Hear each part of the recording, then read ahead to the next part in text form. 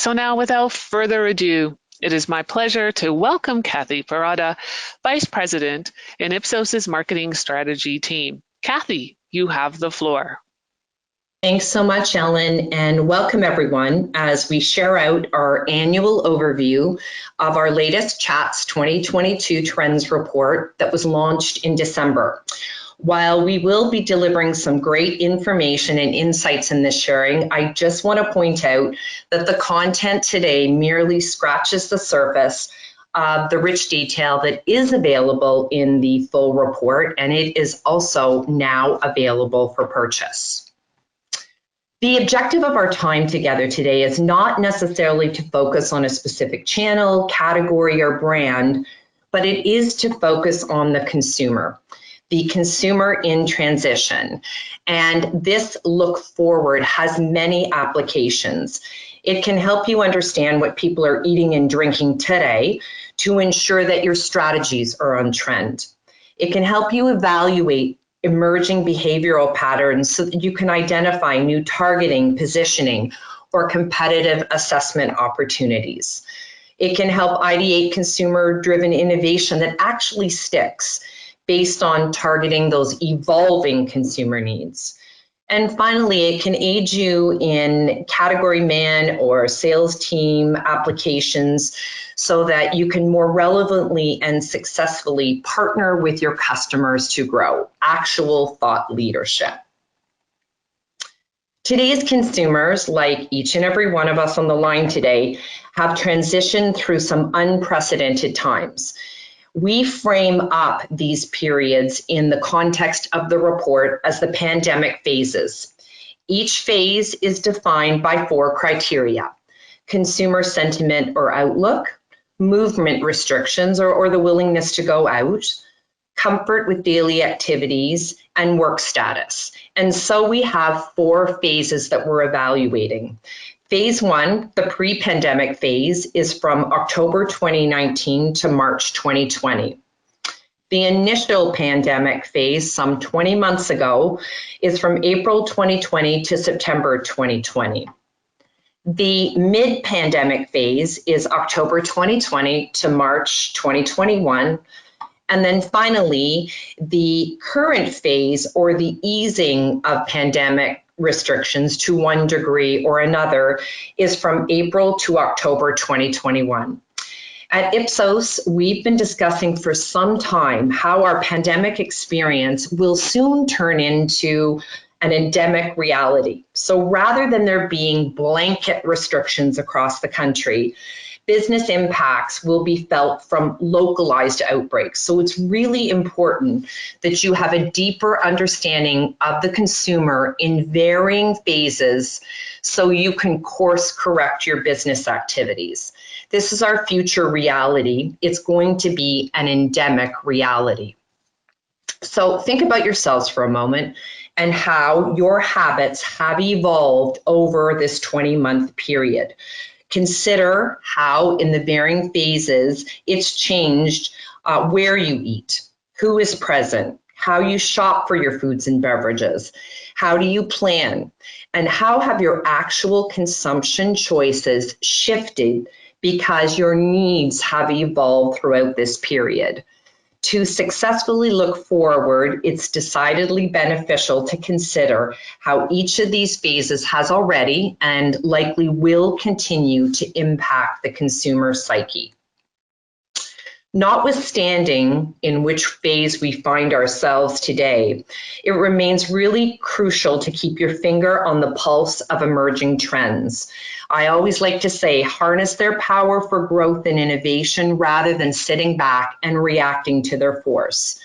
In this year's report, we focus on the following macro factors, and we evaluate their trajectory during the pandemic period. Everyday eating patterns are still dominated by the home environment, and we look at the large at-home population, work, school, social life at home, preparation habits, effort, and time investment, and then again, how is our home experience impacting our needs? And think today we see rising focus on fatigue, frustration, and boredom.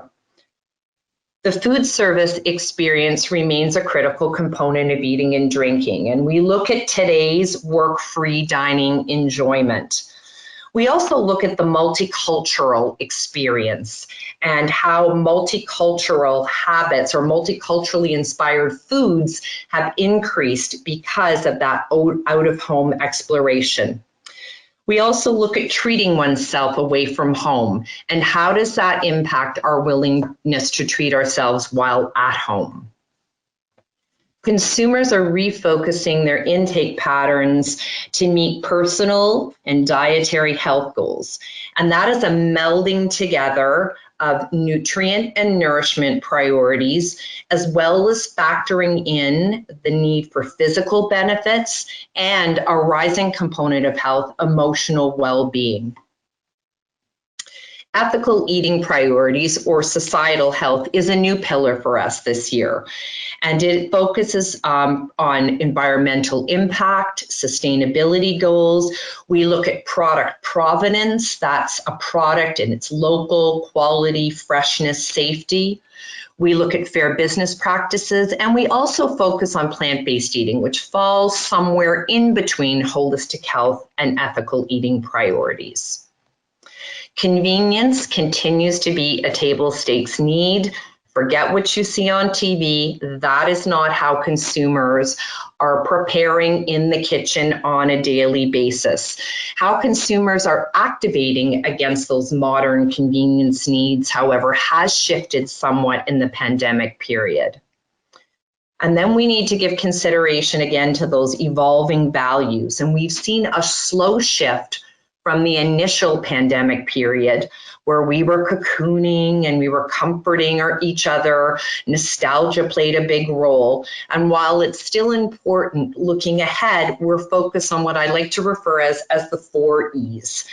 Energy, experience, exploration, and finally, a return to entertainment. Well, we also then focus on the world online, and that's exploring all things food and technology. So all told, evaluating trends to some may seem like an exercise more relevant to less tumultuous times. Chaos, however, is an incredibly powerful trigger of change, and trends emerge regardless of whether we are experiencing growth, booms, or busts. So today, we're going to focus on those trends and touch on them in the time that we have together. In the context of the report, we do deep dives into looking at breakfast, lunch, dinner, and snacking, and how trends and habits have shifted during our pandemic experience. But given the time we have together today, we're just going to focus on breakfast and snacking for a quick overview. And then we're going to look at Futurecasting and how important it is and how Ipsos is aiding our clients in looking ahead. And then finally, we will do a wrap up. Now, all of the information that we share every year within our trends reports are mined principally from the best practices of our syndicated services. We have 3 syndicated services that we lean on for this trend sharing. We have our 5, our FSM, and our Ipsos Canada Essentials tracking. So we are in field every day, 365 days of the year. And with 5 and FSM, we've been in field since 2014, tracking the daily behaviors of over 50,000 individual Canadians annually. The principal source for our sharing is 5, and 5 is a daily diary study. And as I said, it captures daily eating and drinking behavior across those 23,000 consumers annually aged 2 years old and up. And we are looking them across all day parts, all venues, and all categories and brands. And beyond behavior, we are also tracking things like health statuses, situational dynamics, preparation detail, purchase habits, just a complete 360-degree picture of eating and drinking in Canada. Because of our limited time together, we're going to focus a little bit less on the phases, and we're going to look at the pre-pandemic period, which generally is the rolling 12 months ending 2019, and the full pandemic period for the 12 months ending September 2021. So let's touch on some of the macro factors outlined in my trends wheel and evaluate their strength and the impact that it's having on daily choices today. So I mentioned the 4 criteria that is shaping the pandemic phases. And overall, what we see an improvement in outlook as cautiousness eases. Canadians really are looking to get back to day-to-day activities that they enjoyed in the pre-pandemic period. As such, we see that 29% more individuals in the recent pandemic phase from the initial pandemic phase are looking to enjoy life more than ever. A declining share of individuals, 32% less individuals, remain cautious with their daily activities. 19% more individuals report that they go out regardless of the restrictions imposed. And then finally, we see more people, 9% more individuals back in the workforce already. Another key facet important to evaluating the food and beverage status is the interconnectedness between retail and food service. Regardless of your channel priorities, it's really important to keep aware of the entirety of the marketplace. Retailers don't compete for dollars with just retailers alone. And similarly, food service operators need to understand which occasions and traffic has actually been lost to the retail sector. So if we look back to the pre-pandemic period, we can see that the normal split between share of occasions was about an 80-20 split. As we move forward into the initial pandemic phase, we see that the split is now in the higher 80s when it comes to sourced from retail. Heading through the mid-pandemic phase, the rates remain the same. And finally, if we look at our current phase, the share shift is about 84% of occasions consumed are sourced from retail, 16% are sourced from food service. And if we look at our latest data releases between October and December, it shows a stabilization of share distribution at that rate. Now, although there has been a stabilization in the occasion share, we continue to see that food service dollars and traffic still lag behind the pre-pandemic rates. In fact, dollars remain down 19%, and food service traffic is down 23%. Most of the softness is driven by full service and retail and all other venue declines, most due to the continuum of dining in restrictions. Conversely, QSR has performed pretty well due to the strong off-premise dynamic. Interestingly, if we think of online ordering or delivery activities through third-party aggregators, in the 2021 period, and the 2020 period, they actually doubled in size to an 8% share of all food service occasions. Now, throughout 2021, they have held fairly stable, but it's interesting that they have not grown in size. A third of Canadians reported that they used a delivery service over the past month in November 2021, and that rate was very similar to the rate that we tracked back in 2020. So I think it's really important to truly strategize for future growth, to understand the barriers to usage. Consumers report that fee concerns still remain atop the list, but they haven't risen in importance since last year. What's really creating, I think, the flat performance is the demand that consumers have to re-engage in dine-in experience. So that is something to keep top of mind.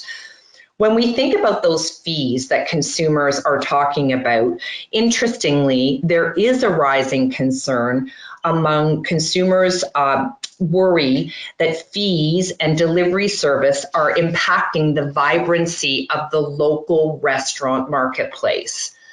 So we looked to a really interesting story in the US in Domino's, where they have been buying gift cards in local areas and incorporating from those local restaurants those gift cards in their box deliveries. A really interesting way that a large corporation is getting local and supporting the local restaurant industry in the regions where they operate.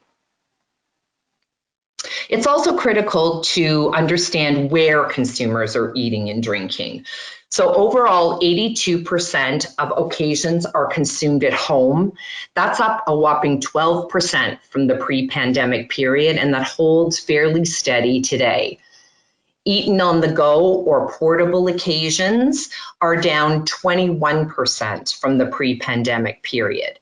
And consumption occasions away from home, whether at the office or at school or dining out, are down 34%. So really important to keep your eye on where things are being consumed. We know at some point there is going to be movement back outside the home. And so habits like the lunchbox and the lunch bag and the demand for portability should return in the 2022 annual period. Now, many of our home habits are being driven by what I like to call the at-home population. And while 46% of the at-home population are people now working from home, there is a huge component of the population that are in non-work mode. Actually, the total at-home population is 19 million Canadians today. Among those who don't work, there is a considerable share of retirees, homemakers, students, those who are unemployed, and then those who just choose not to work. Maybe they're part of the Great Resignation or the Big Quit. I actually think it's far less of a phenomena in Canada, but still something to keep your eye on. If we look at those who are part of the at-home population, they act differently. They are less likely to visit restaurants, particularly during the daytime hours. They share more meals. They plan more often than those who are not part of the at-home population. And they also shop online more often. Demographically, interestingly, they're overdeveloped from coming from 1 to 2 person households. They more often reside in Ontario and are more likely to live in urban centers. And they're more likely than those who are not part of this population group to have a household income of over $150,000. Finally, they're also more likely to report that they come from a multicultural background. So lots of different opportunities to explore the at-home population. When we think about being at home and we look at meal preparation habits overall, 72% of meals remain home prepared formats. And not surprisingly, if we look at breakfast, lunch, and dinner, we see the strongest development for home prepared formats occurring at dinner. Completely homemade, however, have declined versus 2020. And I think that's that fatigue and maybe part of the boredom, although completely homemade is still strongest developed at the dinner occasions. Partially homemade, or where we're using one fully prepared item in a main dish, think about you make pasta, you have noodles, and then you have a fully prepared sauce. While strong across all day parts, shows overdevelopment at lunch. Meal kits are on the rise, and while their predominant usage is at dinner, they're also increasing in usage at lunch. Fully cooked and ready to heat and eat have also increased. So the notion of frozen meals are up versus 2020. They are strongest at breakfast, but do show growth at all day parts. And then finally, ready to eat with no cooking, they're strongest and most developed at the breakfast occasion. When we look at meal kits and we consider the amount of investment that retailers have made in meal kits. Think about the planograms and how many meal kit walls have appeared beside the home meal replacement or the grocery restaurant areas.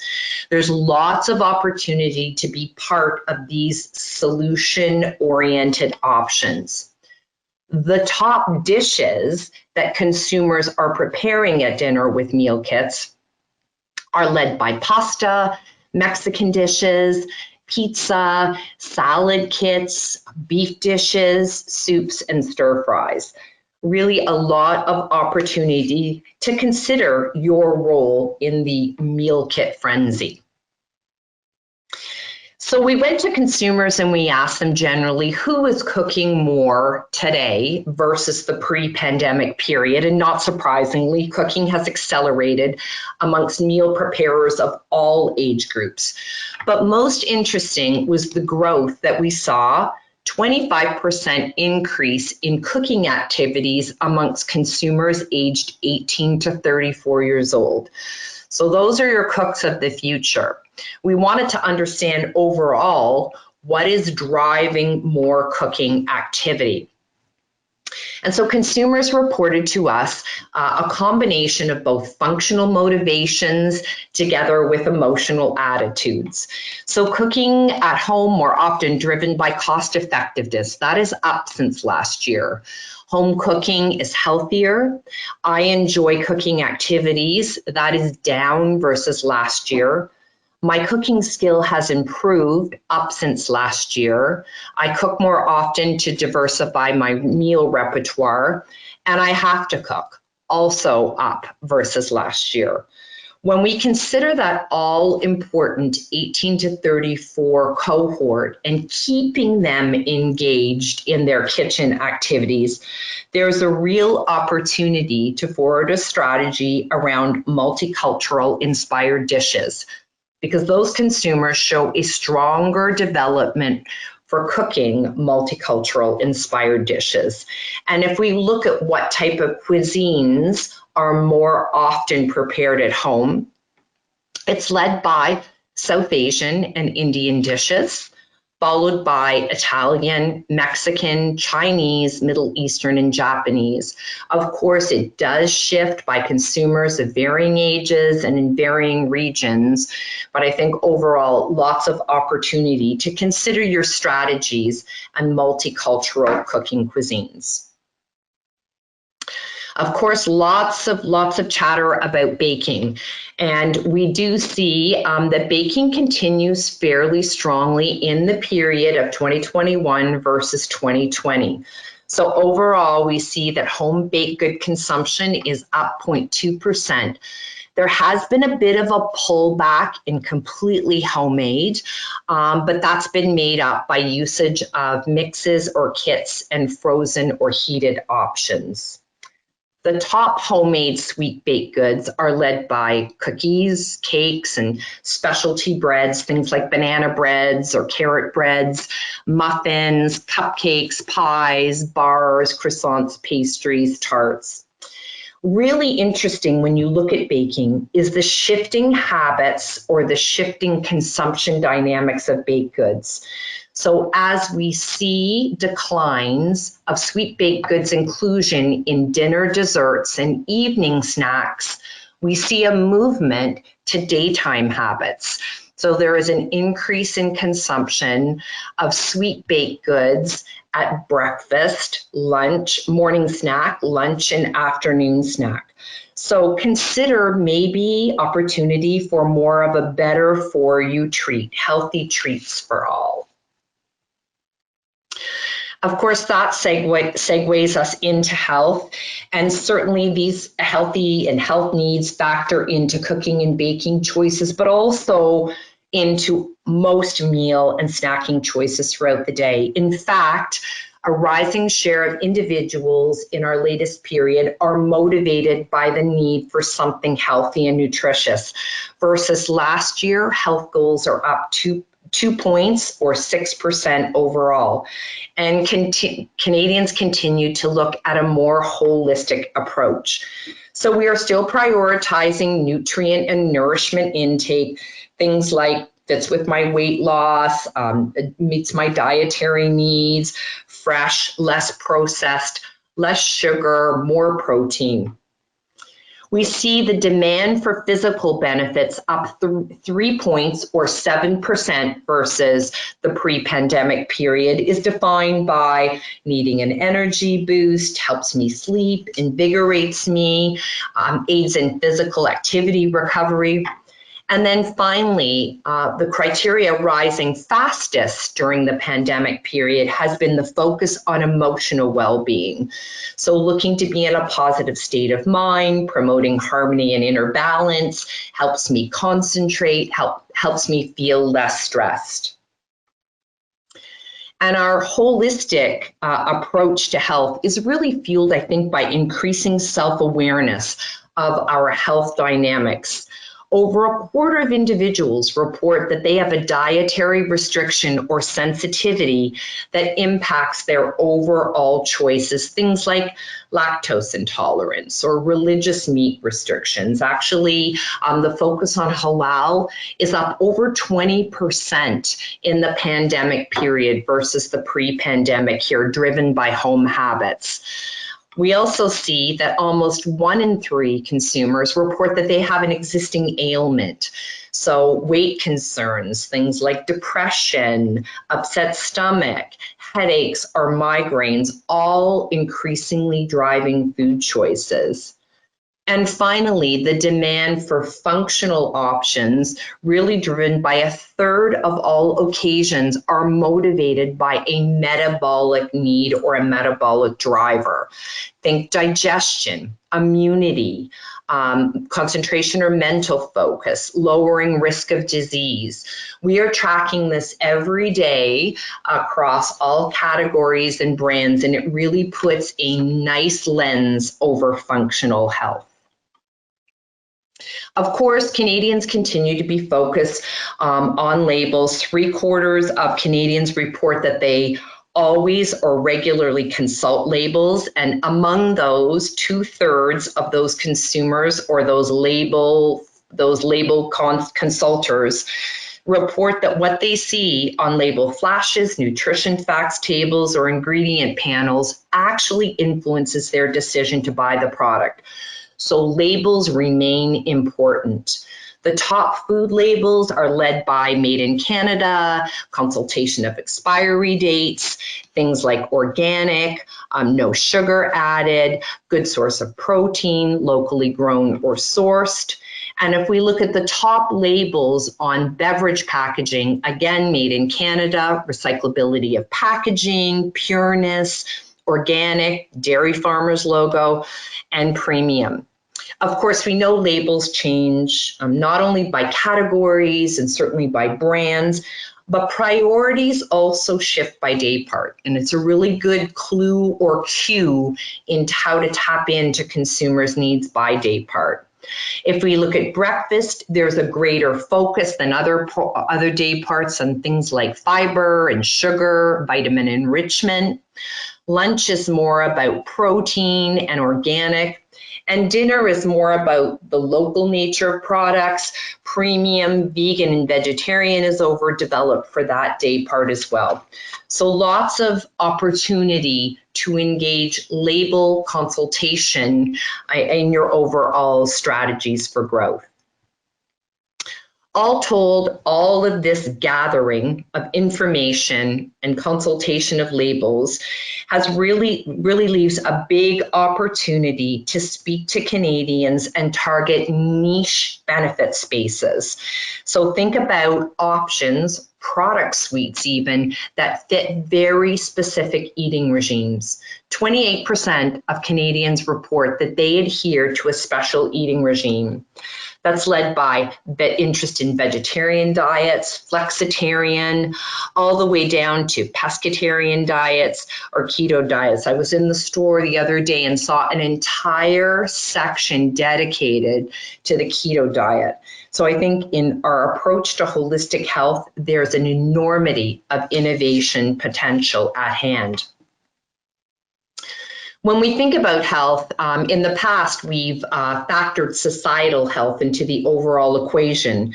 But in 2021, the reprioritization of the ESG or societal health is up 18%. So we thought it deserved its own pillar. Conscious consumption factors, things like freshness, local, sustainability, right down to animal welfare, fair treatment of workers, organic, does shift by generations, and it provides some really unique opportunities. Where boomers, now almost 75 years of age, and Gen Xers focus more on the product, millennials, while focusing on the product, the freshness, the quality, the safety, they also factor in environment and sustainability considerations. If we go all the way down to our leading Gen Zs, those are the consumer segments roughly 18 to 24 years of age, they kind of want it all and really represent a huge opportunity to connect with these consumers of the future. We're also tracking a few new items, things like regenerative farming and carbon neutrality, because we really do think that these conscious consumption priorities are really going to be at the core of many decisions into the future. When we talk about the environment and when we talk about health, of course, that leads us to talk about protein. And we really wanted to understand, among the 47% of consumers who report that they're looking to cut back on their weekly meat and dairy intake, what are the reasons that are driving those habits? They reported that their concern about the health impacts was number one, followed by concerns around the environment. The cost of meat is becoming a barrier to more regular consumption. They're trying to eliminate meat from their diet altogether and perhaps don't enjoy the taste of meat anymore. So many of the solutions that we see in the marketplace may be positioned to the vegan and vegetarian dietary regimes. They only represent 7% of all consumers. And although they've grown over the past 3 years, really it's those lessitarians, that 47% of the population looking to cut back, that offer the biggest opportunity. When we look at the top non-meat protein alternatives, and we are tracking these segments in very minute detail, we see that dairy and egg consumption is pulled back in favor of plant-based. So just to be clear, it doesn't mean that people aren't eating meat protein, they are, but there is a rising interest in non-meat protein alternatives. When we look at plant-based, it's not just the meat substitute or the meat analog type products. They've actually pulled back in the pandemic period. Instead, we're looking at things like fruits and vegetables and herbs, grains and wheat products, meat and beans, legumes, and soy, right down to protein powders. So there's an enormous amount of detail within the context of the report, and that we continue to track every single day when it comes to non-meat protein alternatives. So not only have some of our choices changed overall, but our shopping habits and some of our convenient pantry loading behaviors have also shifted. If we look in the current period, we see that in grocery shopping, there has been increases at mass, Costco, and online. Really interesting growth at Costco, outpacing all other channels. We see that 7 in 10 items that are consumed, they remain sourced from a weekly major grocery shop. But relative to the initial pandemic phase, there has been an increase in those quick restock and emergency pickup trips. So that bodes well for some of the immediate consumption channels into the future. A third of Canadians are making day of eating decisions, so more flexible in their choices, while 66% of Canadians are planning their decisions about what to eat and drink in advance. And all of this planning likely fueled by more pantry loading. So over a third of Canadians report that they are now new pantry loaders. Those are led by consumers between the ages of 18 and 40. And among those new pantry loaders, 8 in 10 report that they're going to continue their loading behavior even when the pandemic restrictions end. So really a really unique opportunity to really look at things like by category, by brand, why are they pantry loading? Do they always have it on hand? Was it for a special occasion? Did they buy it because it was on sale? So all of that available in the ongoing capture of our information. Now, there has been a shifting of needs, and we do know that needs change by a number of different dynamics. But overall, the top needs that remain pivotal or point of entry needs for daily food and beverage choices within our pandemic experience are hunger, ease, taste, speed, comfort, health, good value, and craving. But looking ahead is where we see some really unique opportunities. We look at the fastest rising needs reported by Canadians, healthy and nutritious and invigorating, which leads us to the theme of energy. Looking to please household members, looking to share with friends and family, and looking to serve to guests are all on the rise in the latest period, leading to entertainment. We see consumers increasingly reporting the need to have something authentic, to try something new and different, to engage in something trendy. And of course, that leads us to more exploration as a theme.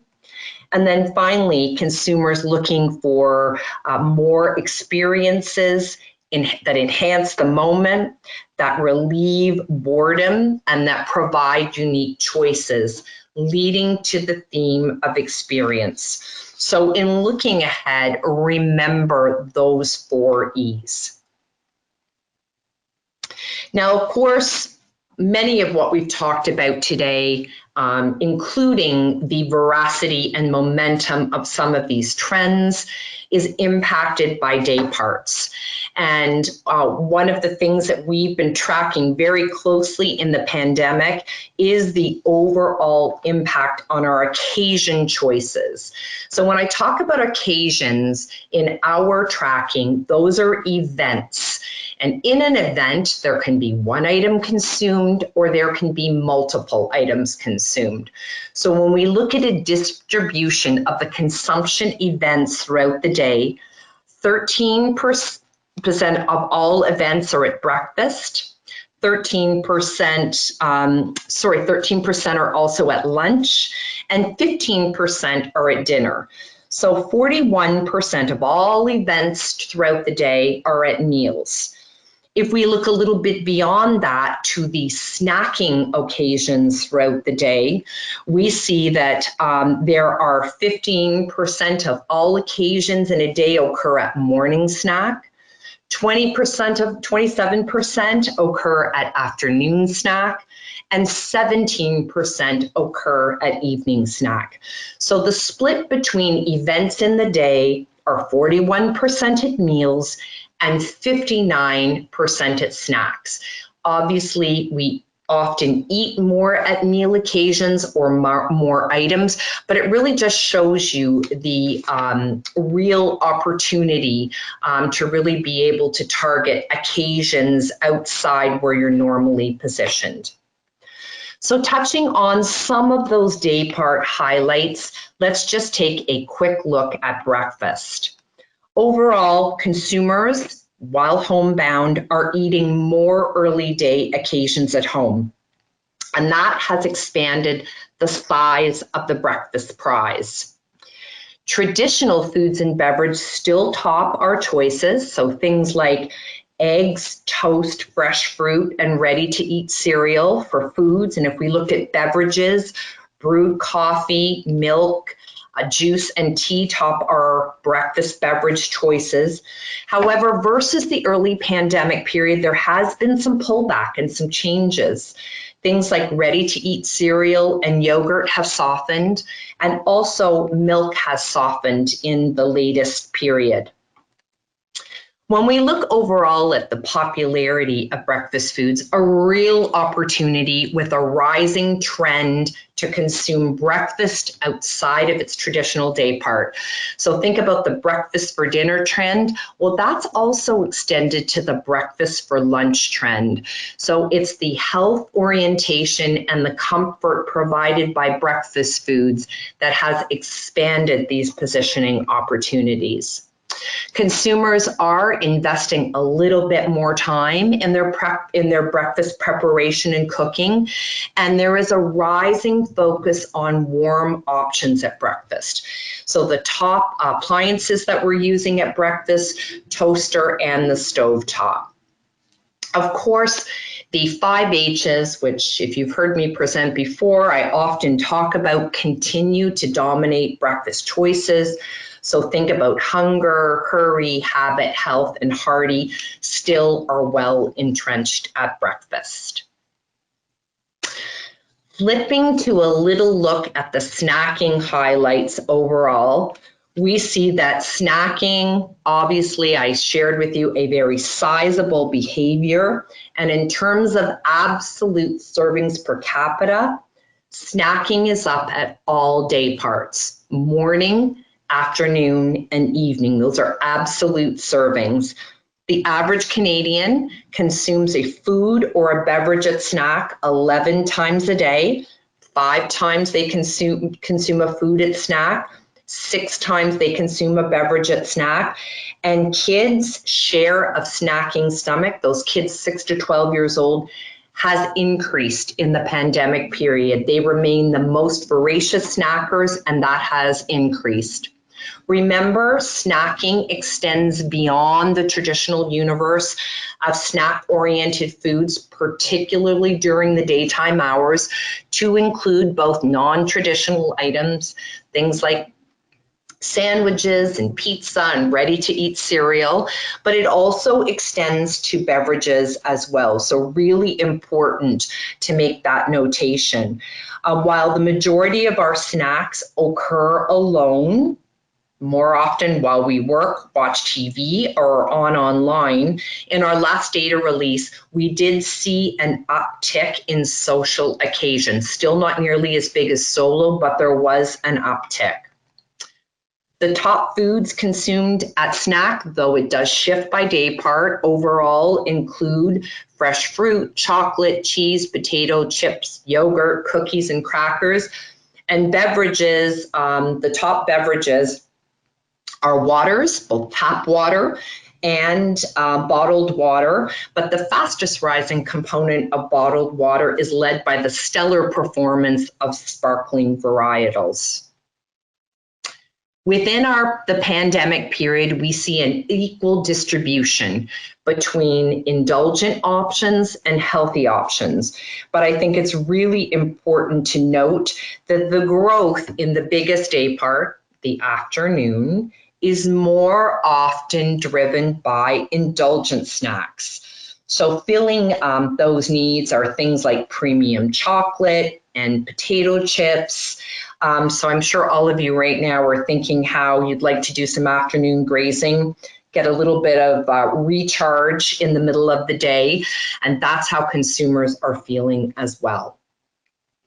Finally, if we look to needs across the snacking day parts, the morning continues to be driven by health and function focus.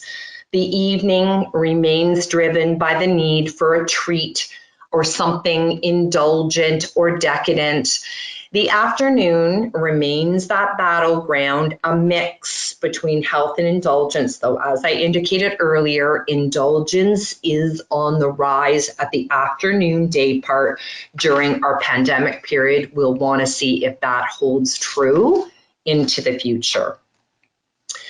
So looking ahead to the post-pandemic period, Ipsos Futurecasting really provides a unique opportunity to look ahead. So it's a proprietary analytic modeling of the long-term trends that we capture within the data. And just to give you an example of something that we most recently worked on that looked ahead, it's the management of the balance between retail and food service, that delicate balance that shifted towards retail, and looking at what triggers and tensions could impact future scenarios to shift that balance.